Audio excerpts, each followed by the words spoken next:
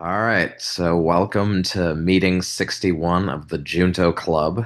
We are three robotics PhDs who began this club during COVID, inspired by Benjamin Franklin's Junto Club from the 1700s, where he and his friends would talk about philosophy, politics, and news of the day as a means of improving themselves. And we take up this Junto Club in that same spirit and discuss anything and everything that we think may improve us. So we're Matt, Michael, and Shu. And Shu normally kicks this thing off with a quote. So, Shu, take it away. All right. Sounds good. This is more like a reminder quote as well. So, quote, the real problem is not whether machines think, but whether men do or person do. B.F. Skinner. Any thoughts? Man, so the question is not whether machines think, but whether man thinks. Yes. Or women. So, yes. Yeah, I mean, it is interesting. I mean, like, I feel like during our lunches, we had many conversations about sort of, that deep philosophical question of who we are and what makes us us. And, if you replace the component sort of parts of a person, is it still the same person? All that fun stuff. Hmm. I mean, we are like I mean I do default to we're the zeros and ones, and we are electrical and chemical signals, and our intelligence and consciousness is emergent, but um yeah, but I mean, I guess obviously that is something. So so it is, I mean, we are here, so, and we have some type of continuity for our lives, so I guess we do think. All right, man. Mike gave a nice detailed, like really considering the question of whether, humans think or we just rationalizing robots. I just think it's a zinger, right? Like I don't feel Hmm. I don't feel like it's Yes. a serious statement in the sense of like it's really about thinking. I think it's just a kind of a zinger making fun of people. Hmm. Yeah. I don't know. Yeah, I Yeah. mean, yes. I mean, you could like, I mean, you could be like, yeah, humans are dumb. I mean, but yes, 95% of the population doesn't think, but they just act. So, Yeah, it could be, right? I mean, B.F. Skinner is I think he was a psychologist, like behaviorist. hmm Hmm. I know robotics take a lot of like inspiration from his work as well. And but yeah, I mean, he's just I do like where Mike was going at the beginning, where we like going deep to the philosophical problem with like whether man human think. So uh, good mindset to start the podcast.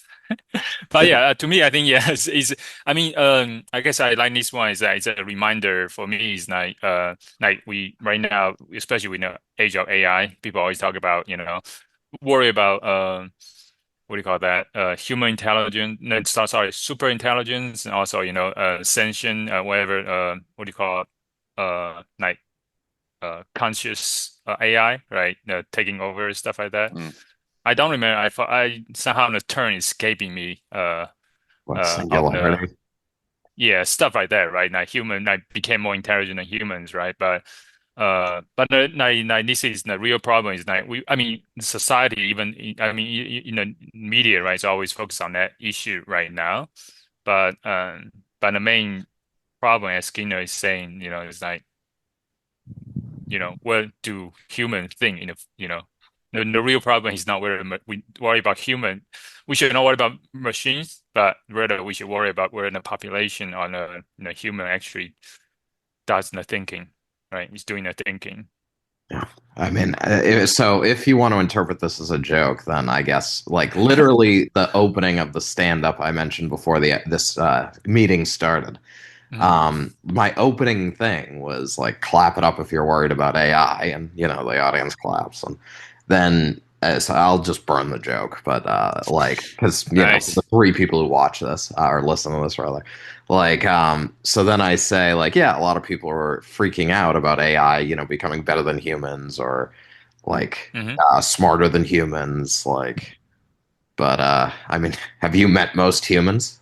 Like, so, like very in the same vein, like, Oh, nice. Yeah, yeah. uh, So this is yeah, perfect. yeah. Yeah. So you're ripping off BF Skinner. Yeah, no, Hmm. and every good idea has been taken. So, That's fair. So how did that routine go? I mean, actually, it went well. Yeah, I mean, yeah, Okay. people were responsive to. I mean, like honestly, I expect like as someone I guess who works in AI, like sort of felt like someone might try to be like, no, I'm not afraid of it, but like pretty universally, like an audience of 80 to 100 people, like Hmm. they were legitimately like like they were all into it. So like in the sense of like all being concerned. Like there were some Well, people you were wait, verbally you said did yes. yeah. Wait, you did stand up in front of 80 to 100 people? Yeah. Wow. That's pretty impressive. Yeah.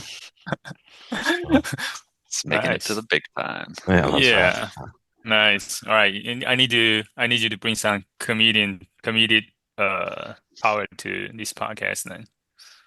I'll do my best. Keep Sounds expectations good. low, and then Mm-hmm. might meet them. All right. Sounds good. All right, let's get into the heavy stuff then, the mini topics. Which one do you want to talk about, Matt? All right, Because we're gonna these start with the most important one that I just added on the end. okay. All right, I haven't talked about personal electric vehicles in a while. I, did my rant once back in the day, but an Okay. important update has happened. Oh man. Okay. InMotion has released an electric unicycle called the P6, where they decided to do away with this game of like people like slowly increasing the top speeds and like iteratively improving things, and they're just like, fuck it, we're just gonna make one that goes 93 miles an hour. So it's like, do you want to ride on an electric unicycle and pass people on the interstate? You can theoretically do it now. My understanding is the fastest anyone's actually gone on it is like 76 or 78. And at That's that still point, very there's so much air resistance that the person has to be leaning almost like straight forward to try to like get their body down and like have enough torque on the wheel to get through it. I think to get close to that max speed, you would literally need to hold like a cone from like an airplane in front of you to get some air, reduce your air friction. So it's they've kind of just skipped to the end. They're like, we're gonna make this faster than you could possibly even use, Mm. and then mm, that's it. Congratulations. wow. So I Are don't you know gonna if get this is one? actually important, but sorry, what you? It's not important, but are you gonna get one? No, I don't want to I ride nearly that fast. don't you If have one? Or I which version do you have? Do you have P1, P2? oh no, the P6 is like a new thing. I have a V11, which just don't worry about their models and their terminology. Gotcha. Which this is an older one, which at one point was relatively fast, but now has long since been, swept. I like to max out around 25, and that's not Mm-hmm. even mine can go faster than that by a bit, but I don't even Yeah. want to push it to the limit. That's good enough for me. Yeah. I do see But people go. I do see people go pretty fast previously, and like they do lean forward, right, and then mm, pretty, yeah. but separate from just EUCs, it does kind of show the, I guess, the potential of PEVs in general, right? Like electric bikes, electric scooters, and other things. Their performance has kind of gotten like a runaway basically in the Mm. last decade. They've gone from like toys, like with the hoverboard, to literal interstate speeds now. So, take that what you will. I, I You mean, need, yeah. I was gonna say, given your return to one of the world's major metropolises, did you notice more people making use of them? Oh yeah, yeah, definitely. But I feel like New York City is like a weirdly it's definitely like the EUC capital of the US, I think. Like there's definitely more people who ride them here than other places. I don't know why, but there I was used to see some in my other city, but not as many. Yeah. I saw one guy, he was like we were sitting eating lunch somewhere, and we watched this guy go up and down the street several times carrying lumber. He would go with like big 2x4s on his EUC, no safety gear or helmet, just riding up, and then you'd see him like a few minutes back, riding back empty-handed, and then a few minutes later he'd come back with some lumber. And he Mhm. did it like 3 times, and I'm like, is this the best way to transport lumber? I don't think Where's so, this? but sorry. Where's this? This was in Brooklyn. That is this dangerous? Like, can you like make me a Probably left a turn? little bit. Probably a little dangerous, but apparently he got it done. So No, Oh, okay. I've seen, well, not seen. So I've seen one. In the last month to 6 weeks, I've known and or seen three people eat horrific shit on scooters. So, Mm. yeah, I mean I don't use, electronic or personal electronic vehicles really at all, but it's definitely like you do need to be careful. I mean, Atlanta is obviously like a city that has sections that are not particularly friendly. I mean, I guess all the sidewalks are pretty horrific, yeah, uneven, but it's something to be cognizant of. So, yeah, definitely. I've definitely learned that a lot of people, or at least maybe these sort of things, select for people who have, we'll say, extreme risk tolerance. Because mm, there's so many people who are like, oh, I learned to ride a few weeks ago, and now I'm like hitting max speed on it and doing crazy stuff. And then they're like, oh, and then I fell and got hurt. And it's like, this was kind of the expected outcome. I don't right, know right. what you thought you were doing, but it seems to be pretty common. Like I'd say half-ish of the people who get on these are honestly a little crazy, and they have no respect for the fact that they're like zooming quite fast and like one mistake from eating asphalt. But Yeah. whatever, So that's how their many people? call. How? I guess going back to the P6, like 75 mile, 80 miles per hour, and that's super fast, just like standing on top of it, right? So is it necessary? I mean, what's the is is there complaint about danger or like about people using it, or it doesn't really care? People just want speed, and then I don't. Yeah, I guess I haven't heard anyone complaining about it. I mean, maybe is there's someone. I mean, it it's even essentially. legal? That's a good question. I think it's in a gray zone almost everywhere in the US. Uh, I I think technically, actually, they might be illegal in New York City, but literally there's zero enforcement of that. hmm, It yeah, it really just depends. I think most places haven't even bothered to update laws. I know there are some countries. I know like Germany and Australia, they'll apparently actually enforce laws and like take people's away. And there's this funny case where a guy had his arms like hurt in Australia, so he got one, and then he got like an exception from a judge because it was like the only vehicle he could ride without using his hands. So he's like, it's like a handicap mobility device. So it was this Mhm. argument in court, and apparently he won. But yeah, nice. no, yes, with something that can theoretically hit 90 miles an hour, it should probably be considered similar to a motorcycle. Like it's not as heavy, so it's not as big of a danger to other people for sure. But you're obviously like getting to that point. Yeah. My opinion is with the plethora of new PEVs and all sorts of different form factors and like performances, I think they need to kind of restructure laws instead of being like something applies to a motorcycle or a bicycle or XYZ. They need to just come up with some things like in a bike lane, you should have a speed limit for everything in there that is independent of what it is. And then, like, Mm, if your vehicle, however, whatever it is, can go faster than some amount, then say, okay, now you need to get insurance and stuff like that. They should make like broad based laws. Right now, everything's like targeted that like motorcycles need this specifically. But what is a motorcycle, right? Like people put basically electric motorcycles, but then they'll add like tiny little pedals and then say it's a mm, e-bike. There's very silly things like that. So the laws, as yeah. always, are behind the times and Yeah. need to catch Yeah, up, well, but that's okay. I do see a lot of like even kids, right? Nowadays, like middle school kids, they're riding like these super fast like electric bikes around neighborhoods. That is, is and sometimes you get hit by cars. Sometimes it's not the driver's fault. Actually, it's the kid was just driving so fast across things, Yeah. right? So I'm concerned because yeah, it's clearly like there's almost no regulation at all. which is, yeah, Mm-hmm. I hate to be pro-regulation, but that's probably too light. But I know almost inevitably it's going to swing the other way. And in like 10 years, Mm-hmm. there's going to be probably way more rules and restrictions that are needed. And I think there are Mm-hmm. benefits of this stuff just being like open-ended, right? Like you can just get what you want and ride what you want without having to like jump through all these crazy hoops. And I think for most people, it's fine. Um, so yeah, but I don't know. One day they'll require you to go take a test to get a license to ride some of this stuff, and it'll be overkill. But I that's just kind of what I assume will happen.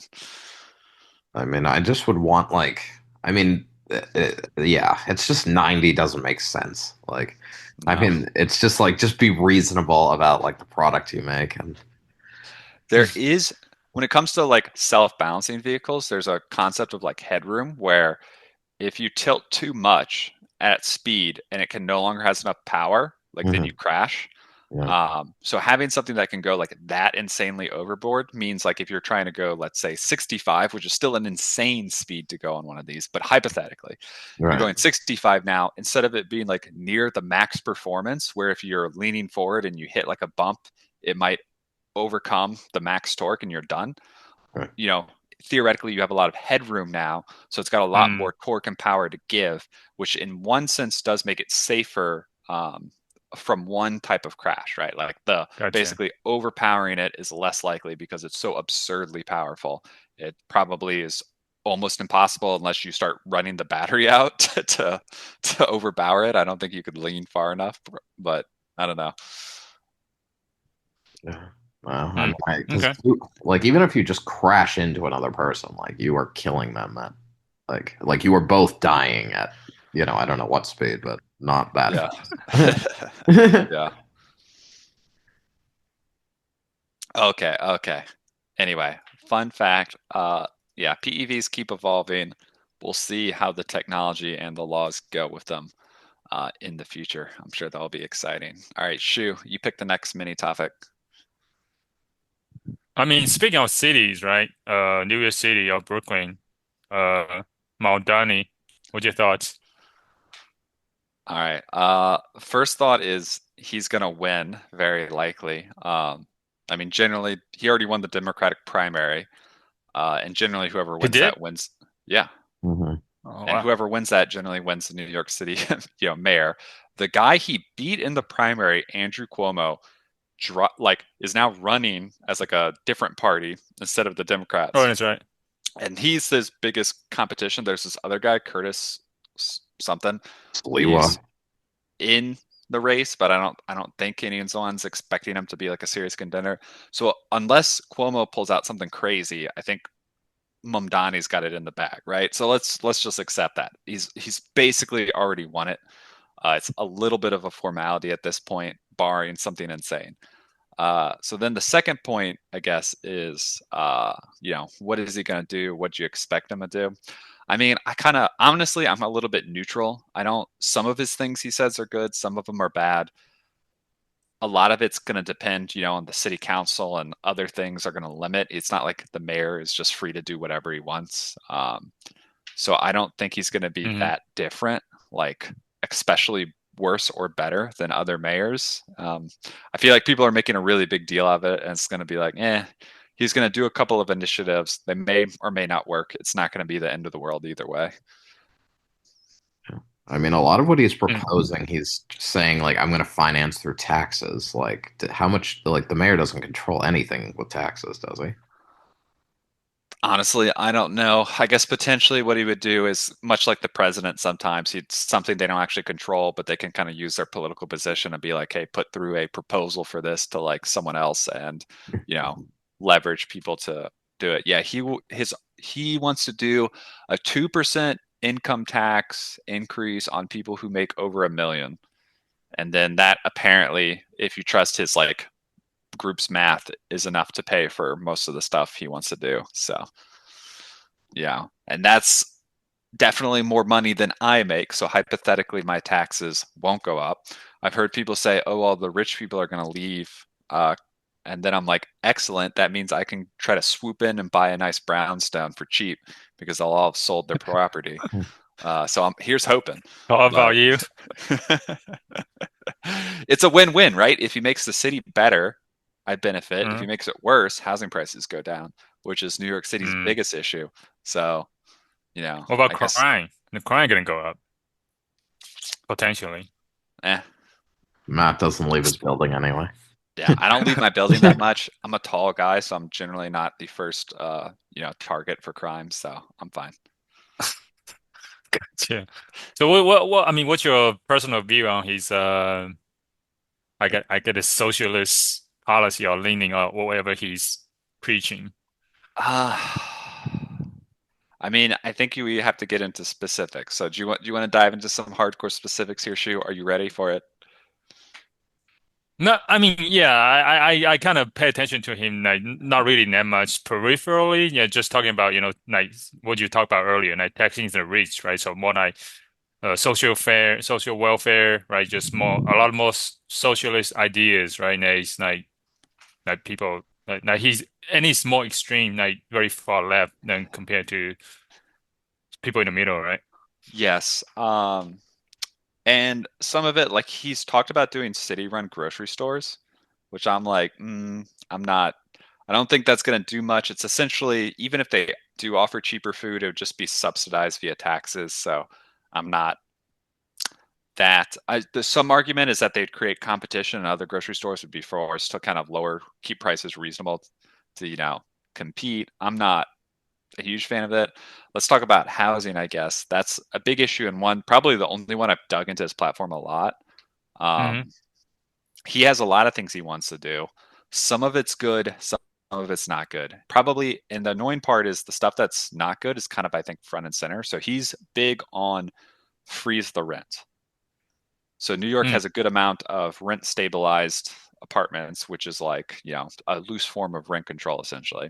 And he wants to freeze the rent because, there is a whole like board that like discusses how much rent stabilized places can go up every year. And here's the thing, people in these apartments already pay a lot less than market value. Obviously, to no one's surprise, there's huge waiting lists for people trying to, even people who are you know don't have a lot of money trying to get into a place like that so they can have an affordable apartment. And once you're in, there's nothing that kicks you out. So there are people who like end up they get in at some point and they start making more money, but they just kind of keep their stabilized apartment because why would they pay more rent than they need to? Hmm. Mhm. Um, so I think that's in some ways perpetuating the problem, not solving it. Rent control, I mean, if you look at the economic literature on it, rent control in general is not seen well. Pretty much every economist will say it's a bad approach. It makes the problem worse, even if it helps individual people in the short term. It makes the Oh, overall problem worse. Now, he does also say some good things on housing, like he wants to eliminate parking minimums. Why would New York City require an apartment building to have a minimum number of parking spots? Like it's crazy, right? Like that's absolutely insane, but that's what exists. Um, and there's other stuff he wants to, do push reform to allow for more housing getting built. And some of the other Democratic primary candidates who he beat have been kind of working with him a little bit. And I think some of them are essentially a lot better on housing and they're helping convince them. I think he's sort of moved in the right direction on the housing issue. Like he's more supportive of like the need for new free market housing, just a lot more of it. But he still kind of leans towards this instinct to say, well, what if the government, instead of trying to solve what I would say is solve the problem at the core, it's kind of like, can we just say you can't raise rent? Does that solve it? Not really. But we'll see. So my concern though is that anyone in any executive political position, you only have so much time and political capital, right? So if he's going hmm. to be making city-run grocery stores and he's going to make buses free and he's going to freeze the rent, he's focusing on those big things. Is he actually going to get around to the more important things, which is like the changes to the rules and regulations that create the housing shortage that has created the housing crisis in the first place, right? Like solving the underlying issue. Is he going to be able to do much on that, or will he, or is he going to get bogged down kind of fighting for like his main kind of, the main issues he's thrown forward, like his main policies. So that's my Interesting. opinion. Okay, sounds good. Yeah, that's uh, y you saying that actually making the problem worse. Actually, re rent freeze is actually making the problem worse.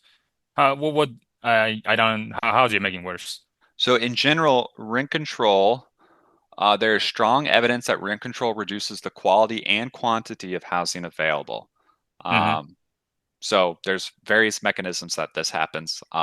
One is the more you do this, the less people want to invest in trying to build new housing in general, Mm. right? Because they're Okay. concerned. And even usually, I think at this point, most rent control, rent stabilization programs have exceptions for new buildings to try to like limit that. But there's still always the concept of like, okay, maybe now it will be fine, but in 20 years, is someone gonna like change this? And I've like earned a lot of my investment back, but like it's not like, these buildings are expensive. It takes a long time.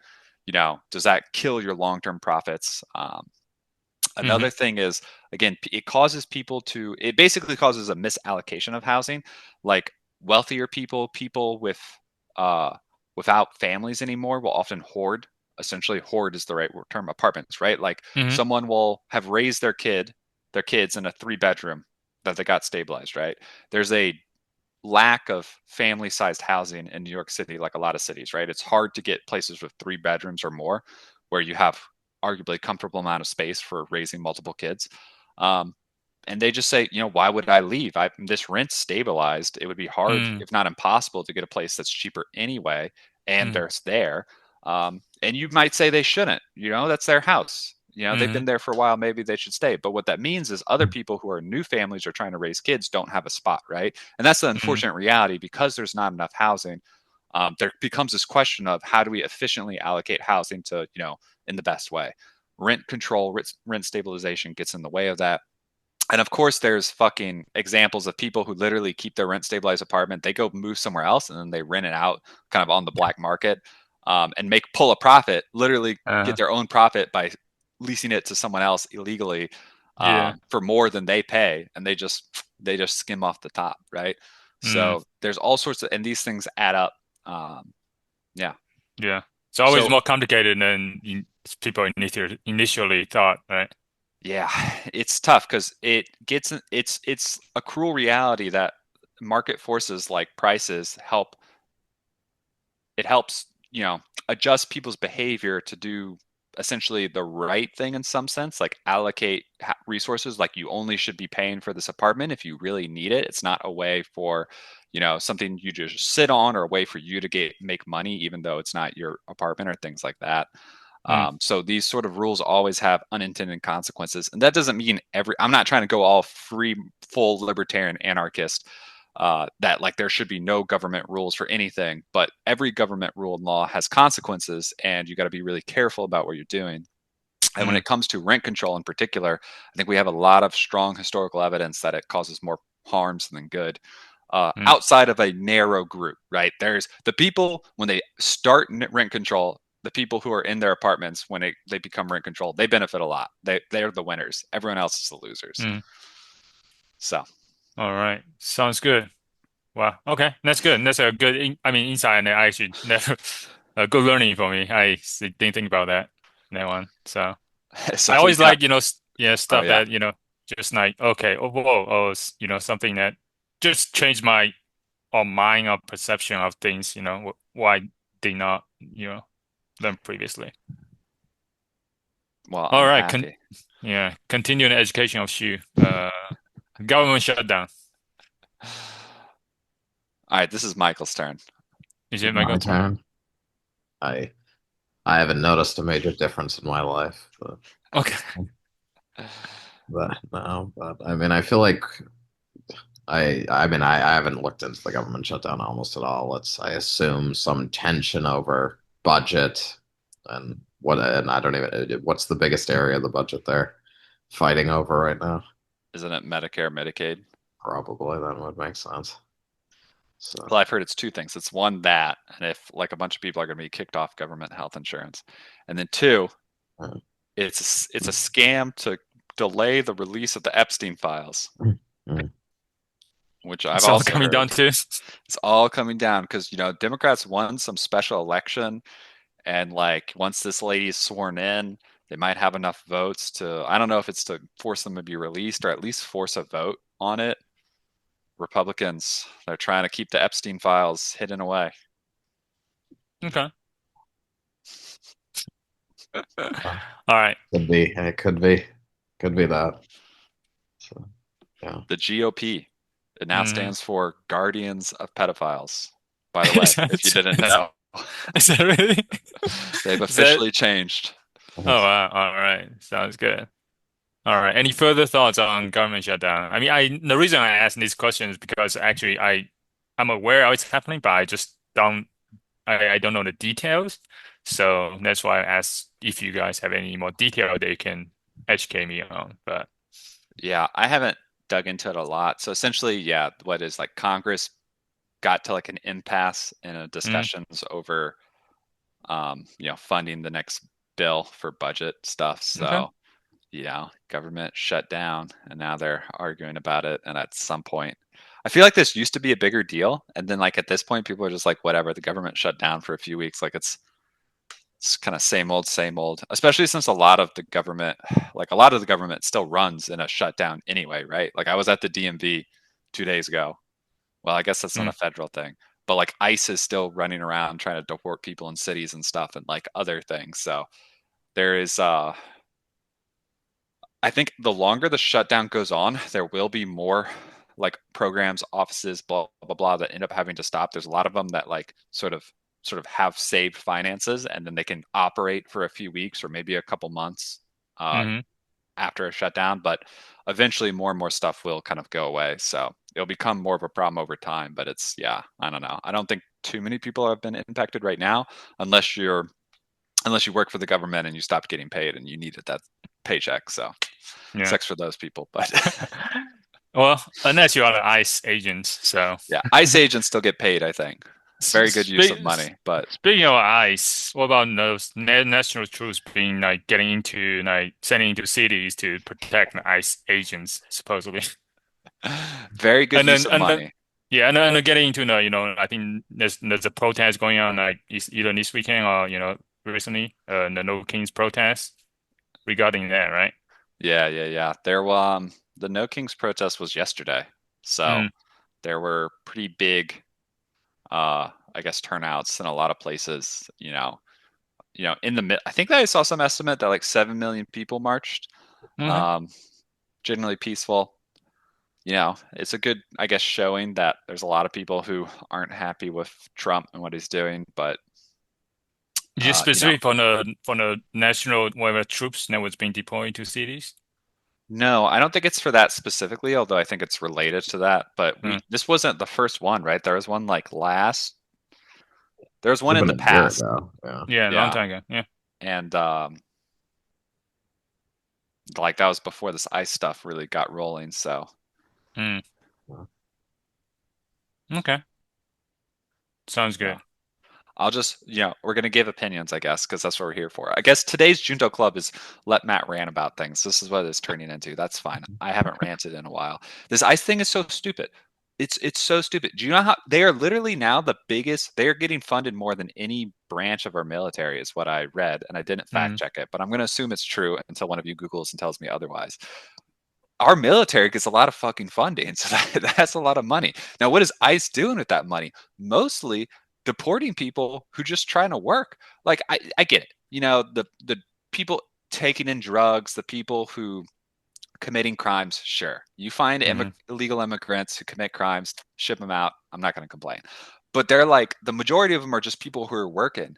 And it's like, why are we spending billions of dollars to deport workers to hurt our economy? It's so stupid. It's so mm, stupid.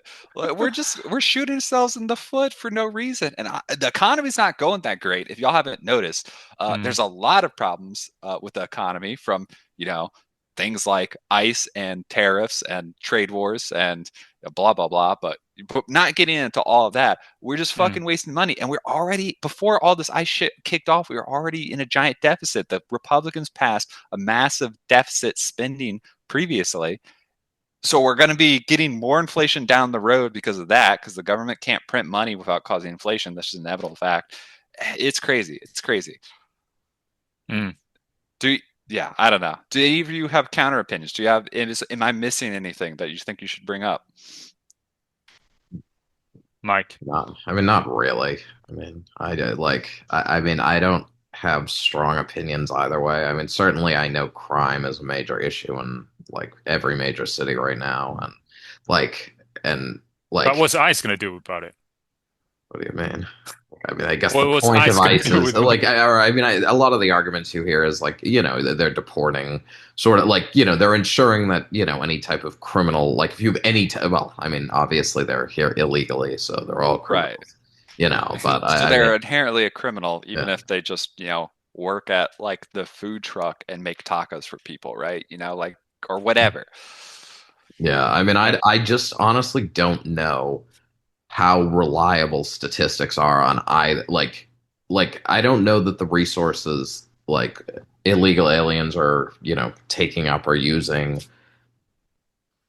I don't know that there's reliable statistics on either side, to be honest. Like, because I mean, both sides will try to make arguments about like, this is how crime will benefit if we do the deportation. This is how much money it's like they are costing. This is how much um, money like they're contributing to the economy being here. Like, I mean, both sides will try to use monetary arguments and like crime statistics and like different types of numbers to support their side. And I honestly just don't know how good those statistics are.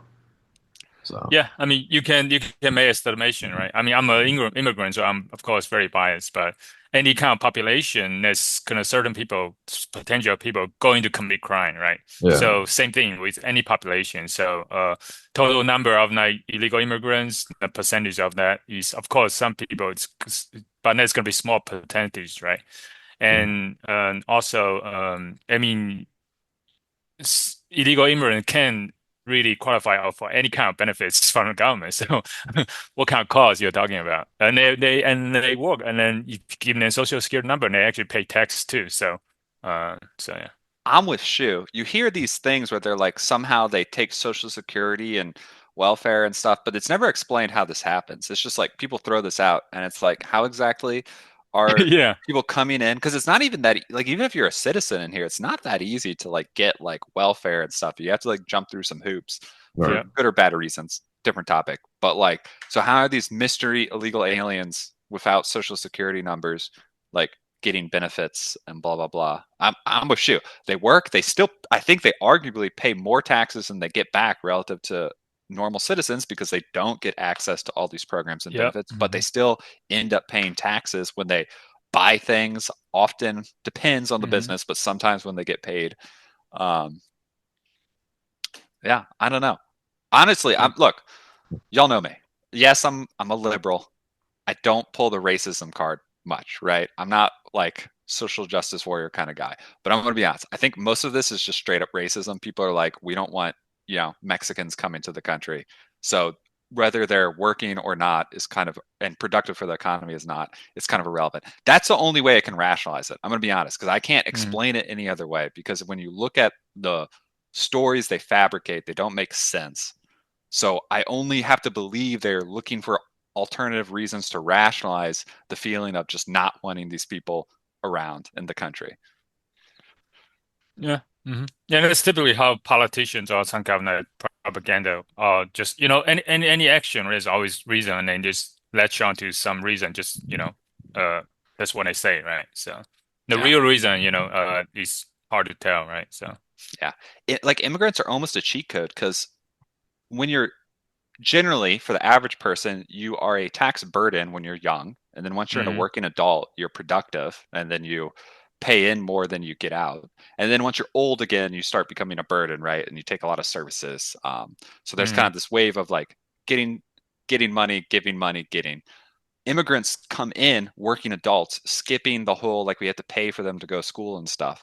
So hmm they skip straight to the being product like your average working adult is productive and gives more than they get, and they just skip straight to that. It's just this is why hmm economists are usually like immigrations tends to be pretty good. If it's like economic immigration, it tends to be good. If they're coming to work jobs that exist, it's like, hey, this is helping Yeah. your economy. Actually, yeah, I was just reading actually just any books, history, actually. Immigration have been a top issue for the United States for centuries now, right? Back in the day when there was, Irish, other European immigrants. So oh yeah, that's right. Oh, Brian. So yeah, so it's I guess it's not. I guess it's not a recent phenomenon, so it's always No. been there. Yeah. So. Yeah, it's true. It's true. And I Hmm. mean, back in the day, we just let anyone come, right? But there are Hmm. also no social services. But like anyone Hmm. just shows up by boat, and we're just like, Hmm. okay, go find some place to work and live, or you'll or die. Like that's your call. Like, Yeah. it's not up. Yeah. I mean, yeah. Even that policy is okay, but then it's always people against that policy, right? And there's always people anti-immigrant stuff. So. Yeah, Uh, which is a little ironic yeah. in America. Like 98% of people are from immigrants, but whatever. Yeah. I guess the bigger news here is that when did you become a liberal? I thought you were always what's the one between libertarian? Yeah. I thought you were Yeah. always a libertarian. When did you become a I've been a liberal? liberal for a while. I think I was a more libertarian in undergrad, but honestly, not that long into grad school, I think I kind of slid more liberal. Mm, I don't see them as that different. mm, Liberalism is broadly it's a broad political philosophy, and I would say that libertarianism falls under it, mm, um, just as kind of one extreme under that. So I don't think there's that much different. Like, what's the difference between a libertarian and a liberal? I've just become a little more moderate on saying, like, yes, the government should do more in careful ways, measured ways. Intervention can be helpful, which I think is just true. It's just a fact. It's not an opinion about political theory. It's a fact that we can see in the real world that intelligent government intervention can make certain things better. And your goal should not be to just exclusively minimizing government intervention shouldn't be your goal. Having the best system that helps people should be your goal. That gives the most people the most opportunity, blah, blah, blah. And I think hmm not too, a small amount of smart intervention helps you achieve that. And so, that's my liberalism, I guess, if I'm going to Okay. say it. So, Sounds good. With that, let's get into the main topic for today. Well, since it's inspired by Mike's recent incident where now he's need a new car. So we're gonna talk about the car that we think we might should get is basically is a BYD car. Oh, What do you think? BYD, is that the Chinese electric car company? Yes. EV, right? You want to get EV, so BYD is the best, best EV. I mean, people will argue, right? I mean, not the best. I would say not the best compared to Tesla, but it's like Tesla is more like premium, like whereas BYD is more known for more like what do you call that, mass market, right? Yeah. It still have good quality, but it's cheaper, right? So are Yeah. you are you guys aware? Have you guys follow any BYD cars and news about BYD and stuff like that? Hold Not on. aware. Didn't they set the record for the fastest production car recently? Was that them? Not sure. Now I'm not sure, but they do have a one as a fattest BYD car is 308 miles per hour. So is that fastest? It's record breaking. They did say a limited edition of the hypercar achieved a record breaking top speed of 308.4 miles per hour in September 2025. So now Ye- it's like Yes. last. Is that a BYD car that you're Yes, talking about? It's BYD Young One Unite Extreme. Yeah, So yeah, yeah. that's yeah. This is the fastest production car, so like actually being produced for sale, and it's all electric. Let's go. Mm. Team electric car. Mike, All don't you right. want literally the fastest production car ever made? I mean, I guess that's cool, I guess. That's good. He doesn't care. I mean, it's not loud, is it? Well, Is that what- the wind's probably pretty loud at Yeah. 300 miles an hour. Oh, I mean, they can probably make it loud if you want, yeah. Just right? artificial noise. There are cars that do that. There are I electric mean, cars that have fake engine noises, but even Mustang, right? They probably make it fake now too, Mhm. just add some mufflers. I don't know, right? Yeah, yeah, yeah. look, Yeah, they you just get get rid of the muffler. Right? you get used to it. Like some I do agree there's some objective nice aspect to the sound of internal combustion engines, but I think a lot of it's like subjective and learned. Like if you ride a PEV for enough, you'll hear the whine like of the electric motor when it's like torquing up, And like once you start associating that with you being like pushed forward, it starts to sound like a powerful sound, right? Because you've built the association of like this is the sound of the engine torquing hard, so Hmm. that when you hear that, you're like, oh, and you know it. So I Well, think it's not that big a Matt, deal. you're missing the point. It's not about himself. He want other people to hear it, Oh, Yeah, that's yeah, right. not yeah. him Sorry. hear it, Sorry, right? you're right. I forget. It's not about him. It's he want other people to know he's driving a fucking Mustang and making a lot of good engine sounds, He wants right? So everyone in his apartment to know when he leaves and comes home. It's like, oh, that dick's here. I assure you, my apartment complex is full of those things now. yeah. See, yeah. So then that's fine. Okay, that makes sense. Anyway, so yeah, today the main topic is BYD. Specifically, I want to talk about Wang Chuanfu. He's the founder of BYD. BYD actually now is the largest like, electric vehicle maker in the world. Actually has Oh, wow. sales volume. So compared to Tesla, right? But actually, one of the main reason I want to talk about this guy, BYD, is is this quote. One is a genius, a natural engineer, and a natural leader. You don't see that combination very often by Charlie Munger.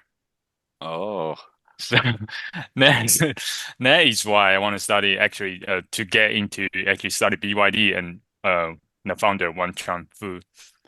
Because, if anybody that's, if Charlie Munger say, hey, this guy's genius, then you should go study it. So anyway.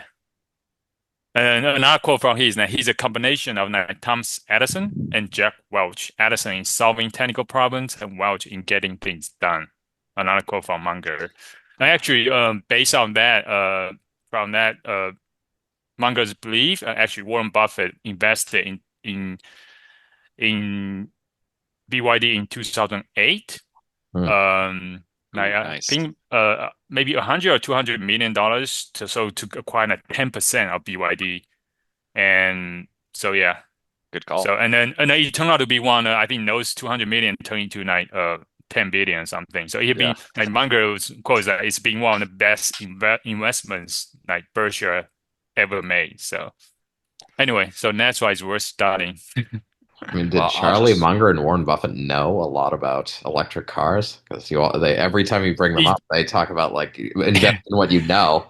It's like they don't stretch Exactly, things. exactly. That's why you don't see they invest in technology. That's why this is even rare. That's why it's Yeah. even worth the study. Why, right? Because they don't invest in technology at all. Even though even though back in the day Warren Buffett having the chance to invest in Intel, because they say, oh yeah, no, because they don't understand it, right? All computer stuff, right? So that's why this is even even with a counter to that's why even rare investment for like Berkshire Hathaway, right? So for Warren Buffett.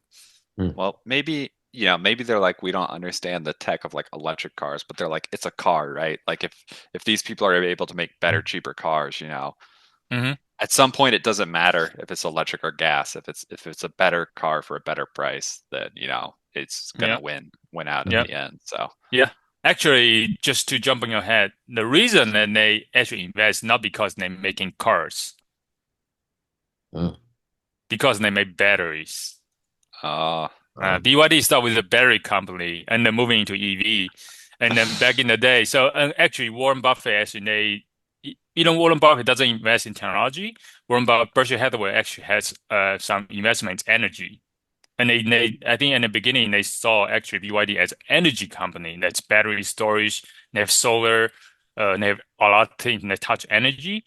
And then even the founder of like BYD is like, oh, the car, what's car? And the EV is just, batteries on wheels, basically. So, right?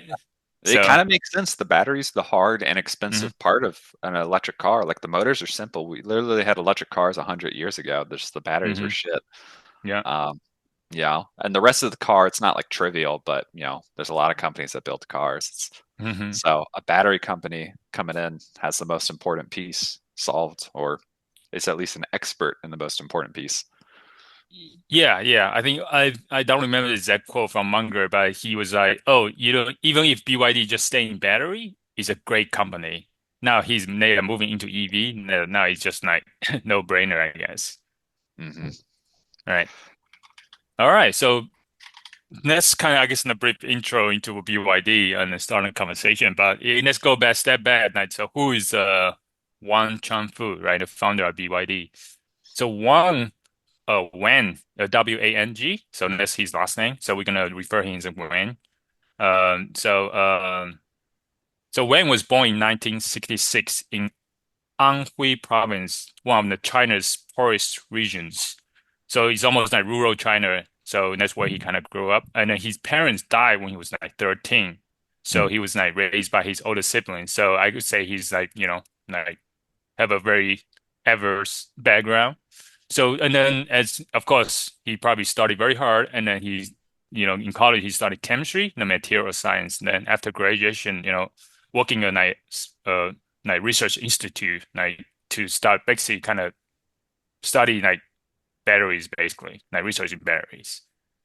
Right. So that's what he that's kind of his background, right? And then so this is very much like a Rex to reach, like Orphan to King kind of story, right? Very much like merit-based engineer turned into a founder, right? And then he was like what do you call that? Like the reason Orphan to King is like he's once in the battery his company became so successful, people started referring him as like a battery king in a way. Mm. So Mm. yeah. Yeah. So anyway, so that's any thoughts on that one for now? All right, Sounds cool. similar to our NVIDIA founder, the founder of Epic Health Records, this classic, does the engineer actually make the best Mm, CEO? yeah, exactly. And Not did Yeah, most engineers, wow. but maybe an engineer with the right aptitude. yeah. hmm so batteries. So let's start with batteries. So how did he, see the battery as a work opportunity, right? So he apparently in 1993, right? Wang noticed that the battery industry in the news that Japan actually tried. It was a world like leader in like battery manufacturing was giving up like producing nickel cadmium batteries. So they try to go basically shifting from that, and they're gonna shift into like lithium ion batteries, basically. Japan. So, Japan, of course, is top manufacturer. I mean, it's very good, high tech, I mean, technology stuff, right, back in the day. So, I guess steel is very strong, right? And however, any study in that time, all the batteries, like very like cell phone batteries, most of the market cap batteries was manufacturing in Japan. So, so since this, I think nickel cadmium battery just I think is not as good, basically lower quality. It's kind of low end basically was a low end market, right? So Japan want to shift to higher end, and so he saw this as a opening for a gap in the market. So uh so that's why he founded like BYD to actually to get into the battery business. Once he started, right, in 2000, from like 5 years later, like BYD became a top global supplier of batteries for mobile phones, supply giants like Nokia and Motorola and Samsung, right? And its peak, like BYD actually control as much as like 30 to 40% of the global like battery market. So so then that's actually that's when he's like then that's when he start like became like battery being referred in the media as a battery king, basically.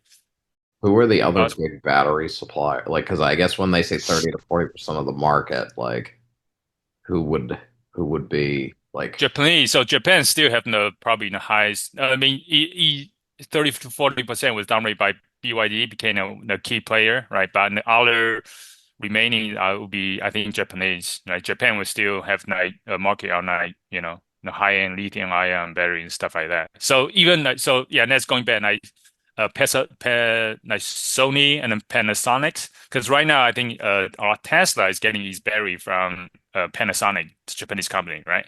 okay, So, and then actually, even though we see people see BYD and Tesla as a competitor, Tesla actually nowadays also currently actually getting battery from BYD as well for Um, its cars. So I mean, I think just based on the fact that Tesla actually sourcing battery from BYD, you can tell like how good the high quality the battery is of BYD is producing, right? right, right. So Because you're buying, they're making yeah, other cars, but you're dependent on them for your cars. yeah. Yeah, actually, and there's a side note. I was looking in the battery market, and I realized actually there's a company besides BYD. Actually, China actually owns 60% of the global battery market now, right? And actually, another company besides BYD, there's another company called CATL.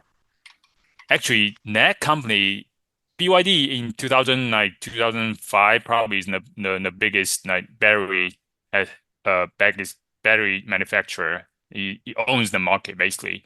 However, the CATL actually took over like a few years ago, like in 2008. I forgot what year, but 2015 maybe. It became a top battery maker. Anyway, it's another Chinese company. Probably there's another company to deep dive into later in the future. But anyway, this today is focused on BYD. But anyway, both of them actually won't own like 60% of the global battery market. That's kind of interesting, amazing in a way, I guess, because it's just somehow not, not the United States and not Japan, right? Even though actually, if you look at energy, I mean, battery is a key if you're talking about oil, right, battery is almost like new oil, but somehow it's not controlled by the United States or its allies, right? So maybe there's something US need to look into as well. I was checking because there was that Yeah. was it Hyundai was building a battery plant slash is building a new battery plant in Georgia and it got raided by ICE. So Is like that what it is? this is not to get too off topic, but I was like, there's been attempts to try to invest in some of that Hmm. stuff, and some And I people shut are it down. some people are providing a lot of opposition to things like batteries and solar panels in the U.S. So I don't think we're gonna come out on Yeah. ahead on this the new wave of energy tech. So yeah. Okay. Anyway, This is a random question, Matt, but so on X, I did notice, like in my feed, Elon Musk posted a map of the U.S. that said, in order to like, if solar were like sort of our energy source, like we would only need like I think 0.2% of the geographic like area covered by solar panels in order to like provide energy for the entire country. Do you have any idea if that's accurate? that sounds so. I've seen estimates. I saw one that had like showed it visually, and it was like half of Louisiana or something like that. Uh, And I don't know. That seems like I'd at glance, I'd say that seems like more than 0.2%, but it's not a lot, right? I have seen there have been weird statements where people are like, "Oh, there's not enough like land to put solar panels," and the general statement of you don't the vast majority of land does not need to be covered to provide all of our power. And right, also, there's a lot of opportunities for like on top of buildings and parking decks and stuff where you can sort of double down and use right, solar while it's being used for other things. But in general, Elon Musk is pretty solar pilled. right. I mean, he has financial incentive because one of his companies gets involved with it. But I remember seeing one of his posts where he noted that China is like 2 or 3 years away from having more solar energy production than we have all electricity production in the US. So, in this hypothetical competition between, the two, you know, major economies of the world, once China has like 5 times more electricity than us, like, is that going to be an insurmountable, you know, advantage? We'll see. And who owns the production of solar panels? China. Yeah. Mostly China. Yeah. Yes. Yeah. Yeah. Yeah. 85%. We have, we, like I said, I mean, the chips bill that Biden passed had like investment in stuff like batteries and panels and stuff. And there's been a lot of people pushing back because, Why would you Hmm. want Americans to manufacture renewable energy if you could instead rely on oil for like 10 more years? Exactly. Anyway, Exactly. So, so yeah, I guess solar panels. Well, Elon talked about that, but then where's the energy or where the stuff's coming from? Like, even if we shift to completely solar, but first of all, you need solar panels, right? Which is produced by China, and you need I mean, and batteries. then also batteries. It's also mostly owned by China, so there's a lot Yeah. of key risks there, and yeah, so something Just to yeah. just to close this loop, in case Hmm. any of our three listeners, it wasn't obvious, like solar and batteries are intimately connected. Hmm. Generally, batteries are connected to any renewable energy. Renewable energy is already the cheapest way to produce electricity, period. By like, and Hmm. it's especially for solar, it's becoming like a lot cheaper, but it's intermittent. You can't Hmm. control when you get it. So that's why energy storage is the important piece to go from something you can do a little bit of to like basing your energy system on. Like you need the energy storage. Um, and I mean, we've talked about in this past, there's other approaches you can do, but it kind of seems like batteries are just going to win because batteries tech is getting cheaper and better at a very fast rate. Hmm. Uh, so yeah, battery companies are going to make a lot of fucking money in the next 10, 20 years. So BYD, as you're saying. BYD, yeah. And the CATL, especially Chinese companies, if United States doesn't get our acts together. So yeah. Yeah. So anyways, going back to EV, now just a quick history recap. So in 2000, so no, BYD founded in 1995, right? And 10 years later, in around 2003, uh, so basically they became really big, really good at making batteries, right? And then they Wang saw opening this new, I guess, natural transition into electric vehicles, right? In 2003, he bought a failed car manufacturer in China, and so basically and then he bought that so he can produce vehicles, right? So the first car they built actually is not electric, but they were just learning how to build cars basically, and Mm. then they make it into hybrid, and then as and at the same time they have R&D pushing into because they were basically just very good at developing making batteries for like cell phones and electronics, but not cars, right? So they have invest R&D to that, and during that time actually it was not people thought that it was crazy for him to get into EV because that was 2003 and around 2003, right? And Tesla was founded in 2003. And even just a few years ago, now I guess 5 or 8 years ago, right? People still doesn't believe in Tesla, right? So there was a lot of things, shit about Tesla, right? So it's still early days. So for him to have that vision, I guess, is very, I guess, foresighted, I guess, for him as well. And so early in 2003 already, right? So anyway, so yeah, so in 2008 they produced one of the first, I think the first hybrid plugins, and then later on, of course, now now they are producing very well like quality EVs as well, right? So and G, of course, I say we mentioned earlier, number one by sales volume in the world, right? So, and that's all, and that's also and that's excluding the United States market, right? That's right, because we So, tariff Hmm. those electric cars a lot because we yeah, can't have people getting access to cheap electric cars, or oil might not make a bunch of profits for 10 more years. So, yes, okay, sounds good. Anyway, that's where we are, brief history, but the remaining of this topic, gonna dive into, I want to focus on like how did he actually build BYD, right?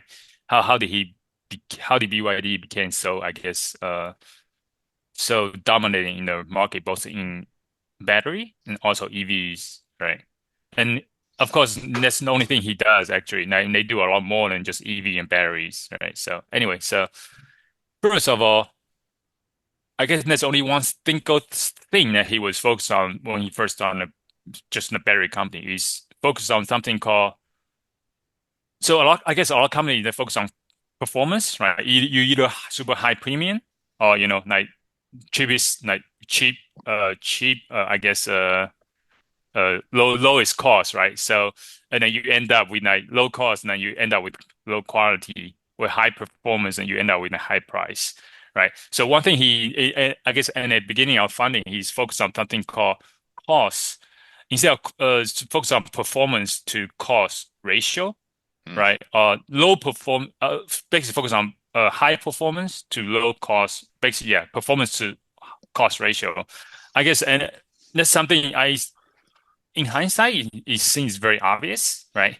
Oh yeah, why would you not do that, right? Why would you not focus on performance to cost ratio? But honestly, to me, actually, before that, it wasn't that obvious to me either. I was like, oh, okay, then I guess in hindsight, only when I read it, I said, oh, and this makes so obvious. But before that, I was like, oh, okay. I guess I wasn't really thinking about, at least it did not came across my mind to think about that way. Now, instead of focus on either performance and cost, actually let's combine that into a number and just focus on that number.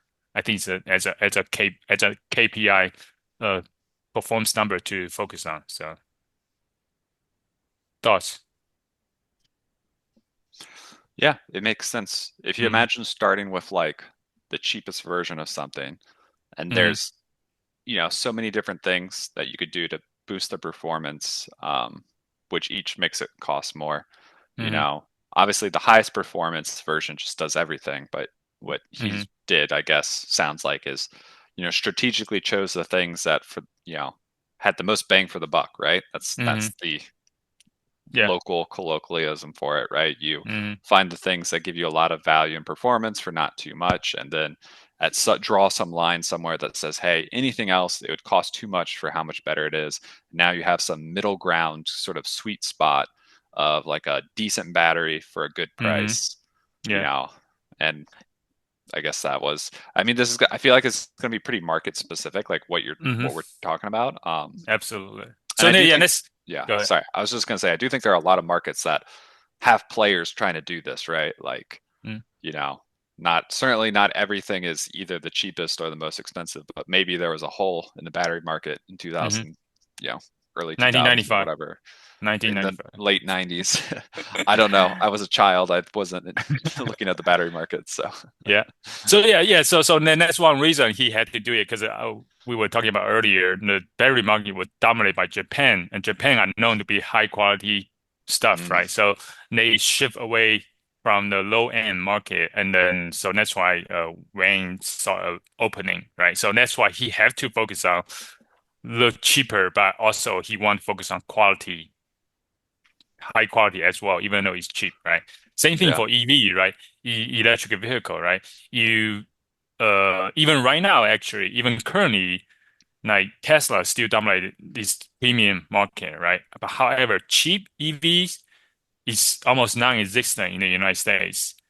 Cheap quality EVs doesn't exist. Like a lot of people are having a hard time buying anything besides Tesla because like the is for like name like Chevy. I think a GM make good Chevy Ford. I think it's pretty good, but it's not cheap either. It's yeah. not super high quality either. So Ri Rivian's doing pretty well too, but that's another yes, very pricey yeah, exactly, vehicle. So yeah. So yeah, so that's why he kind of had to do that because kind of premiums is kind of uh taken. Also, in terms of Chinese market, I guess Chinese economy, right, is not everybody can afford a premium car, right? So he has to. The Chinese market is doesn't make that much money in the first place. I mean, he had to go cheap, but still have good mhm. quality, right? So. And if you know Chinese, it's a picky bunch. So they cheap, but they want good stuff. So, yeah, and yeah, also, yeah. Anyway, so that is the key strategy. High performance, but low cost, right? So how does he achieve that? Number one, he achieved that through something called vertical integration, right? So he basically that is one of his key strategies as well, is to own your core technology. So to vertical integration is you make everything from I guess even the material that go into your battery to to all the manufacturing, how you manufacturing process, even equipments that do the manufacturing. on it can stop it to the end. You control every single thing, every single step, right? So Mm. so he even I think BYD actually recently just bought a mine, so they can so get the minerals for the for the lithium ion stuff, So they go and from then rocks to car all the way. No other exactly. company needed. Exactly, right. So right now he actually even made its own chips, right? So that's why during so then that's not like GPU and stuff, but more like ICE integrated circuit controllers, I'm not sure microcontroller, but some kind of like simple chips that control your car and stuff. So they Yeah. actually have a BYD also a semiconductor division. Right, Mm. and that does all that. So that's why during I think a few years ago, there's the chip shortage, but BYD was not impacted because they made their own chips, right? Mm. Uh, so yeah, so I know that Tesla is very much vertical integrated as well. So that's why they were able to control the super high quality, right? And they direct sell to customers too. So that's why I was surprised to find that actually, Tesla is buying some batteries from BYD as well. Because I thought, I thought better yeah, actually Tesla made its own battery, which they do, but I think either probably capacity constraint or just some kind of quality as well. BYD actually the battery actually there's something called a blade technology. Basically the reason they call it blade technology, basically the battery is very much shaped like a blade, Mm. right? So that's why anyway, that's why it's called blade technology. But it's very super safe, very safe. That you can even puncture uh puncher like nails into the battery and still doesn't explode, all that kind of stuff. So it's very high quality battery for like EVs. So also that's a story. I'm not sure it's true, but to demonstrate the safe how safe his battery is, Wang, the CEO and the founder actually drank a little bit of electrolyte from the berry to demonstrate how safe the berry is. I'm not sure actually that is, I think I got a story from ChatGPT, so I'm not sure if that is actual fake news or story, but anyway, it's a potentially good Well, it's that's good story. it's a maybe it was a publicity stunt. That's not the Yeah. safety people are usually worried for batteries. They're not like, what if Yes. I Yeah. crash and drink it? It's like, what if hmm I crash and it lights on fire? Because people have died from like electric car fires. Yeah. So But so that's why is one thing about the battery is super stable, very stable in crashes, right? So mm, I know because they don't use cobalt. I think we Tesla use cobalt. I think I touched on that. They also vertical integration. That means they also actually make their own equipments, right? Just like to have the production line, right? So they kind of need to create their own production line as well. So they sometimes they cannot in the beginning they cannot afford to actually uh to buy expensive equipment like assembly lines. So sometimes they had to actually Wang himself had to to actually make some equipment himself as well with since he's an engineer, right? So put things together. So vertical integration is just it was a strategy, but also it was a necessity as well at the beginning, right? He kind of have to do everything, mhm, right? So and his quote from the the CEO actually. If you don't own your own core technologies, you will always be controlled by others, right? So and that's why you always and for EVs, what's the core technology is it's battery, right? In that is the core. So anyway, so from there, he of course getting even EV, he get into like what do you call that? Like buses, all that kind of stuff, right? So mm, um anyway, and currently, actually, this you could call this like vertical integration going too far, maybe. So basically, BYD is getting into something called sky rails, basically trains. Uh, so it's transportation, right? Okay, you say EV, now it's transportation, right? Which kind of, but I think they have some projects in Brazil, but one project was being canceled because there was but that's a lot. I'm not sure if the issue was implementation technology, but it was like over budget or whatever, but it's just not going so well. So that's potentially uh could be a criticism of like taking vertical integration a little bit too far. Well, that's Because no longer vertical integration, right? Because they're splitting off to like a different thing. yeah, it's true. You're right. But it's transportation still, I guess you're Yeah, right. And then also they want kind of okay, how do you focus transportation? But then also need to influence like policy, like government policy in a way, and infrastructure, right? And that became yeah, an infrastructure now too. So yeah. anyway, but then that's only recently. So yeah, and then also actually because of that, some of the stuff, the vertical integration.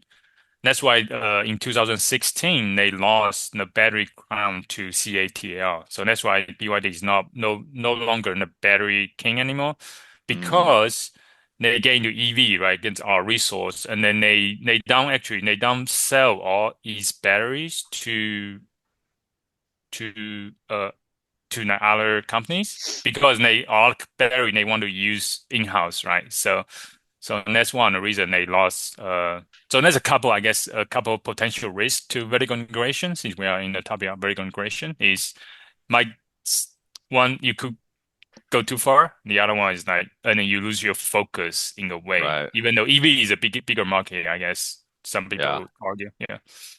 Yeah, I see. Like there's the potential for the greater profits with the full vertical integration, but like as you said, will someone who's just more focused be able to like outcompete you on batteries? And then if your batteries aren't as good, suddenly depending on your them for batteries. yeah, Yeah. your advantage for your vertical Yes. integration's Yeah. not so great. hmm I think BYD the battery is still top in the market. It's just that now in the market share you are not focused on other maybe lower end batteries, right? So and then someone Mm. else coming in and taking that market. Is Okay. it a cycle? Like Yeah. a battery Yeah. company becomes like, we're just gonna make good batteries now, and then someone else is like, we'll make the Yeah. mediocre Yeah. batteries. We will know more when we dive into CATR in the future. So Okay, how okay. do so actually going back, I think I missed a few points on the on the vertical integration. So basically, except for tires and car windows, almost all the core parts are researched and developed by BYD.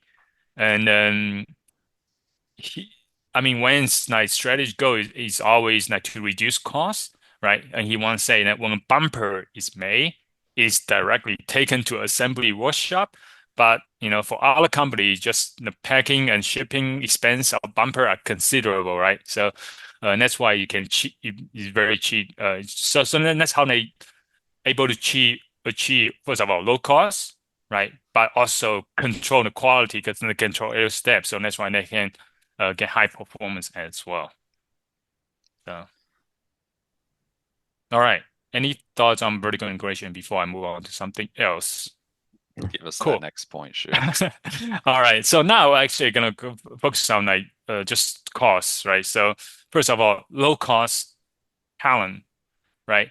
So they BYD actually always one thing about China is that that's a lot of people. So they can actually do something called low cost, very low cost production and in the early days, right?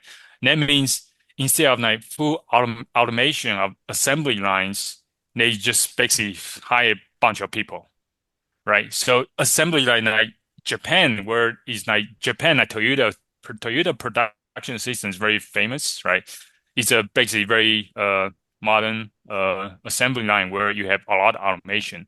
But BYD, when they started, they just cannot. I mentioned earlier, they cannot afford it, right? So they basically hire a bunch of people, and then have a combination of like automated equipments, and then use human to supplement some of the process, right? And so that means they need to train everybody and then make their own equipment. So yeah, so that's one of the they call it the equipment plus workers equals mechanical hands, right? To produce, and then they call it also the human sea technology, like ocean of human strategy, right? To Mm. to accomplish this. So And yeah, so that's first of all in the initial low cost production, right? So the other one is low cost talent. So basically, they hire a bunch of college grads, right, and give them big responsibilities, basically, Mm, right? So they train them.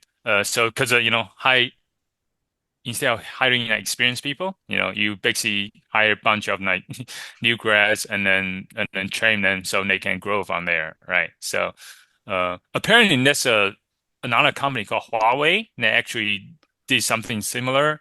I'm not sure who did it earlier, but apparently Huawei actually have job offers like for a whole class of graduates. Like when they graduate, is just hiring a whole class of like from school, so they can get cheap talent and then train them in the beginning, right? So yeah, yeah. So then giving them big responsibilities basically, and so actually I think he is in the core idea of his training is to dare to give young heavy responsibility and entrust them with important tasks. And actually, the training actually so far a lot of white vice presidents, like BYD vice president under his direct leadership, most of whom have entered BYD directly upon graduation from college. So those young graduates stay and work many years and then became as white vice president. I think is a good pipeline of like growth for a company as well. Yeah. vertical integration of their employees. Yeah, exactly. Yes, that's right. I mean, it's just Yeah. like we don't want any challenges to our culture, so we're just bringing in people who like don't have a corporate culture background at all, and just Yeah. Yeah. Foster loyalty too, right? Yeah, I don't know. I'm a little so-so on this. I don't think it's bad for like some, but like how much is like an experienced engineer versus a fresh grad? Like, let's Mm-hmm. say you have to pay him twice as much, Mm-hmm. which depending on company and industry may or may not be the value, but it's going to be sort of around there. Like, Mm-hmm. potentially, I feel like just a few of those can potentially provide important like insights or experience for like a large group. And maybe this is what they do, right? Like you're not saying they exclusively hire college graduates. So maybe they do this, but like I wouldn't just hire college graduates because like Mm-hmm. you're missing on an opportunity. And as Mike said, I don't know, maybe if you think your culture and like company's knowledge is really the best ever, you don't care. But in general, I feel like people coming from other places can bring important things because sometimes there's just random shit in every company that they'll do well and they'll do poorly. And someone coming from somewhere else will be like, oh, it's so cool y'all do XYZ. Like, that's really neat. And they'll also be like, wow, you do, this. That's stupid. My old job, we used to do it this way and it's way better. Right. Mm-hmm. And like that sort of shared knowledge, I think, benefits you. So I don't know. But yeah, this is like, I'm not saying it's a problem to hire a lot of college graduates. You could probably hire like 80%, and I don't think it Mm-hmm. would hurt, but like wouldn't do only only Yep. fresh engineers. But anyway, well, Yep. rant I over. mean, it's like anytime it comes to conflict, right? Like a moderate amount is sort of ideal, like enough to generate like new and different ideas, but too much and like you just never reach a settle point. So, Right. I mean, I guess hiring those, yeah, if you hire a few like like more senior engineers who you're like these people have like some diversity in background and ideas, but like the vast majority are, I mean, they're not truly, but blank slates. Like then you have like Mm-hmm. that a moderate amount of conflict, but eventually, like everyone can conform sort of to a uniform enough culture that you just are moving forward together rather than constantly sort of in turmoil. Yeah. Yep. That I think yeah, so I think it depends. That depends what you do, right? If you want to do, for example, start a high tech company, like for example, right now AI, right? Of course you're not gonna hire a new grad. You have to hire a PhD to, to make the product, to innovate, right? To create new things, right? But however, China was not at that point, right? It has very super low. They actually you just don't know what they're doing. They don't know what they're doing, right? So that's also one thing this tie into something called low cost innovation, right? So how they innovate, right? How to make new things is they copy, right? They imitate and they innovate.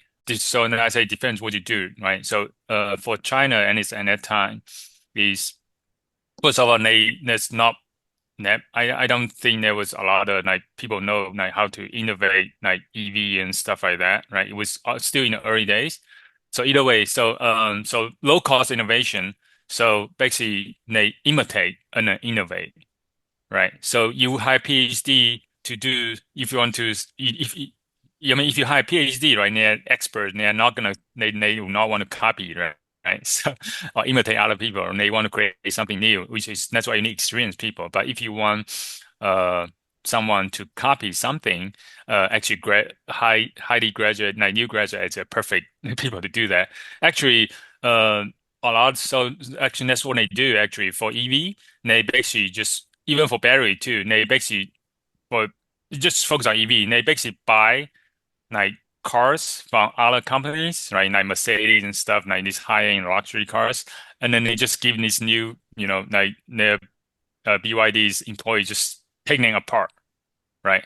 First of all, it's a good way to learn, to train new people, right? So and then the other thing to copy non-patented, so you don't infringe on a patent, right? And then from there, once you got really good imitating, then the final step is to innovate. Now, actually, it's a very low cost way to innovate because first of all, you speed up your learning, and then you actually train, at the same time, you train the new young, low cost employees a lot fast, right? Because just imagine, like, uh, we went through college here, right? I mean, if you study cars, like I don't think there's a class that we actually can take away like real cars, right? So, then that's really amazing, like high-end cars, right? But anyways, and then yeah, so basically that's the strategy of low-cost innovation that they adopted as well, right? Yeah. So, actually, that's one point where like that's why BYD is not one of the early cars. Looks very, very similar to the Toyota Corolla because they just imitate, copy everything besides even down to some of the parts I think are interchangeable between Toyotas because they were so close, imitated. But of course, from there they went above and beyond, right? To innovate as well. Yeah. I was just gonna kind of on this point, like batteries are kind of simple. Like the Hmm. chemistry is complex Hmm. and trying to figure out like what tweaks to chemistry will do what, that's hard, right? That's people Hmm. spending a lot of money in research. But once you have a chemistry, building a battery is kind of not that hard. Like your average lithium ion cell, it's Hmm. basically like three materials laid on top of each other and then rolled up into a cylinder. And then Hmm. they just slap a lining outside of it, just keep it safe, and then they call it a battery cell. Hmm. Um, so going off that, it makes sense why this sort of approach was good for BYD early because yeah, maybe they didn't need PhDs to do research on, the most cutting edge battery composition, what are you going to dope your lithium cathode or anode with or blah blah blah, right? Hmm. They're just like, hey, look, we have good enough batteries, chemistries. We need to build some machines that lay out like make the batteries with these materials. Like that's the sort of stuff they're probably doing. Hmm. And then they're like, and make it, high production volume, make it reliable, and if you can just lay out the materials reliably and produce reliable quality batteries, then you're doing good. Even if Japan is having the cutting edge lithium whatever version of it that you can't compete with. But Yeah. Also, BYD in the early days, they do have one expert in battery, the founder. He yeah, was a that's fair. chemist. He That's did fair. research. He did research institute in he did research in batteries, right? And then he's an engineer, so he's very much hands-on too. Like I think there's a story of him like at 11 p.m. like get on the manufacturing floor and like talking to people and like, oh, why is this not going so well, and then just like think about how to solve the problem too and manufacturing as well. So He didn't need to hire experienced engineers because he was the experienced engineer. He was exactly. every employee's senior. Yeah. Just a super horizontal, uh, vertical integration in the business, but and the Hmm. personnel structure is extremely horizontal. Him, every Yeah. engineer Yeah. reporting to him. Yeah, I mean, yeah, the battery he says, but when you go to EVs, right, he's not expert in EV. However, that's why he have to, buy other people's cars and take it apart. And there's a story actually where he bought a very luxurious like Mercedes Benz, and then they give it this to new grads, and they actually people were afraid of taking it apart. It's like, oh, this is afraid of touching it because it's so new and so luxurious. And then what he did, he just like, use a car key and then just scratch the car. Say, okay, now it's not new anymore. Go for it. So yeah, I wish I basically getting on these like datas like these like stories and then from like research, right? So some books, but it's not really.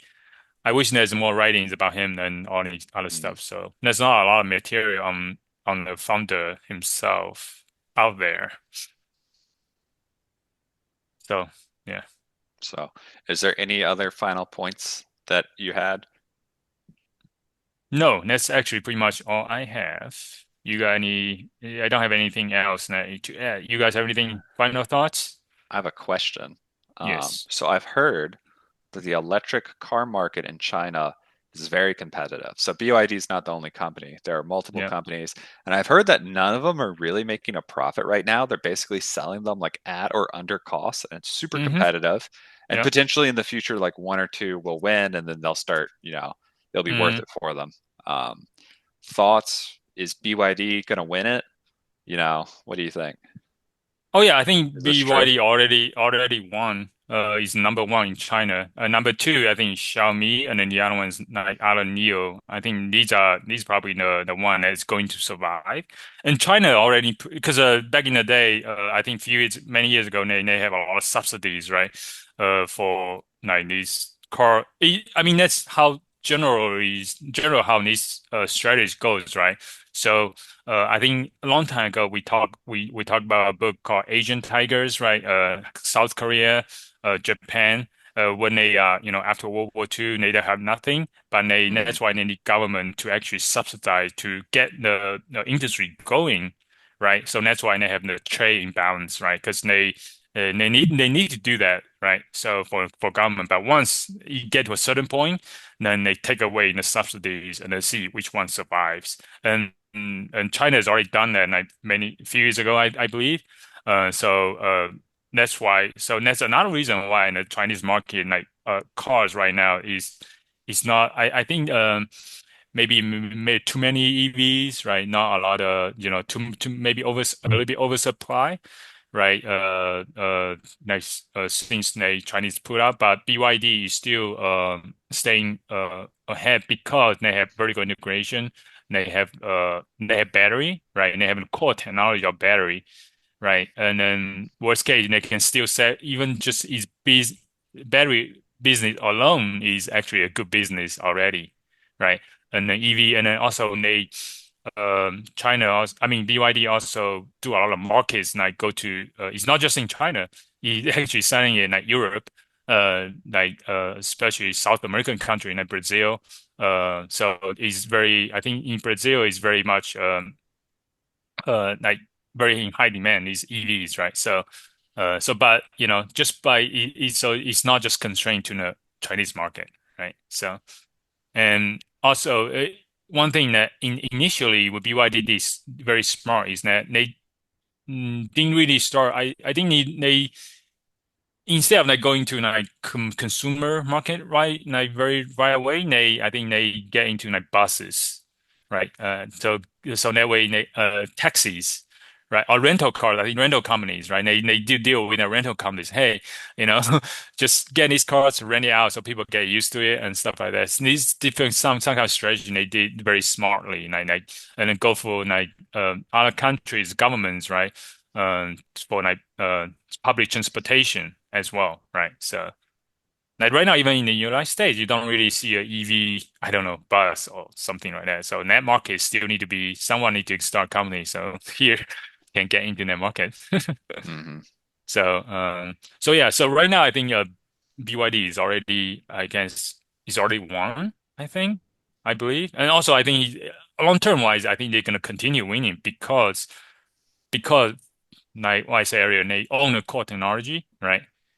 The battery, and then they also have vertical integration, right? They make everything, right? From bumper, from car, and I know a lot of company, others, Neo, I think they actually in the cars, they don't make their own car, right? So that's another like I think they just often put things together, or they partner with someone to make their own car, just put the brand on there. I think that's at least that's what I read a while ago. So, um, but yeah, so that's why I think BYD is in a great position, and also just energy wise, right? It's not so. I mean, what company is BYD anyway? Is it a car company? Is it a energy company, right? Potentially, like is basically mentioning our solar panels, and then well, it's the energy storage, right? So all that kind of stuff. Other energy, stuff, mines, like starting owning mines now. So and even semiconductor, right? I know Tesla is also working on making its own chips too. I was gonna Uh, say, what type of company is Tesla? Because some exactly. would say not a car company.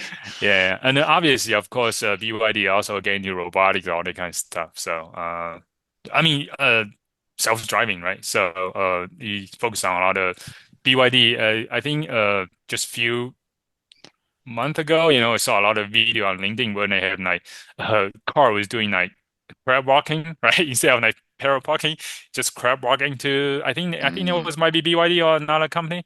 But I know they do a lot of very like very good like yeah self-driving technology as well, right? And stuff like that. all right. With everything you've heard, Michael. Wait, Mm. last one. I think there's a video of Oh, BYD has the car was able to drive on water. Oh, man, Oh. taking is that called Yeah. the Jesus? Yeah. So that's amazing. Yeah, BYD UA, yeah, take a carload of people and heading into water. It was like amazing. There's a YouTube video, Yang Wang UA, right? So it's a SUV and actually drive can you can drive in water. So pretty amazing. So yeah. oh, okay. I thought you meant at first like it was so fast it could like skim over water, but Yeah, this yeah, is Oh like that's no what I no thought no no. too. Oh, like never That's mind. why I Yeah. said Jesus. It's like, what would Jesus drive? Yes. but no, this is just like having an SUV slowly go through water, kind of like a boat. Is did Yeah. they put special tires on it? I'm not sure. You just need to buy one and try to test it out. So anyway, it can flow on water basically, so it's not gonna sink. Interesting. Anyway, okay. With all Yeah, that, Mike. innovation. I'm saying just like, from first of invitation, then innovation, right? So, Hmm. So in a world where we didn't have like 100% tariffs or whatever on Chinese electric cars, uh, would you be sold now? Would you be like, hell yeah, I'm getting my BYD whatever for cheap? Or So would you yeah, be getting a BYD that looks like a Toyota Corolla. Um, that I was an whatever early once? car. Now, it's probably the car look a lot better now. They probably now it had their looks own cooler. design. Yeah. I mean, And yeah, first of all, are you mocking the way a Toyota Corolla looks? Because that's a sleek car. Come on now. that's fine. But Yeah, I'm still driving my Toyota, 20 years old Toyota Corolla. no, no. I mean, they're good cars. I have no objection to the quality of them. I just the aesthetic is another thing. But no, I mean, Hmm. yeah. I mean, it's fine if it goes like. I mean, at some point, I am not opposed to an electric car, and BYD seems fine. I So mean, I. yeah, so just look at a car, right? So if right now, I think right now the car is probably like 25K for EV in the United States, right? For a low end, right? Mhm. Probably 20 something. It's normal car is like 20 something, right? Right, right, right. But if you have a BYD, it's probably going to cost half of that. It's like 10, 15, Yeah, no, that's I mean, 15K. yeah, that's So, very cheap. I mean, that's, quick change for you. So, chunk change for you. So, Yeah. you can use it as a spare, right? So, That's true. If I need a second car, yeah. But no, Well, I mean, what I take away mainly from this is what I take away from many of the topics she was done recently, which is like just be good at something, like be good at a very like sort of narrow thing that is a needed thing, that Yeah. is a low level sort of building block for other things and focus on winning that, and then you can build from Hmm. there. So Yeah. Yeah, actually, it's something I was thinking about, like niche, right? yeah, He saw a niche market in the battery market. So the question you need to ask yourself is like, what's your niche, right? What's the yeah, niche you want to go after? Uh, yeah, and then build from there, as you say. yeah. So All we'll right. Anything figure out. else? Do we have an Okay. outro quote, Shu? Not specifically, but I'm thinking just remind people to stay curious, I would say. I'm I pretty mean, yeah. sure. Hold on. Which YouTuber? That's definitely some YouTuber's outro quote. Is he says, "Stay curious." I think it's All right. smarter every day. Okay. You can't just copy YouTubers, Shu. Well, I'm just saying this is what we do here. We general car basically we are curious of a topic. We just go talk about it, whatever we are curious about, right? So, uh, and that's why we do general car. It kind of help us staying curious, It's basically. true. Um, so yeah. So that's why I just say still curious. All right. And to be fair, I Even mean, though, a well, quote is first of all, always ripping off someone. yeah. Also, we are imitate. We imitate first, then we can innovate later. We're So not to maybe. we're definitely not in the innovating stage. We're still trying to imitate. Yeah.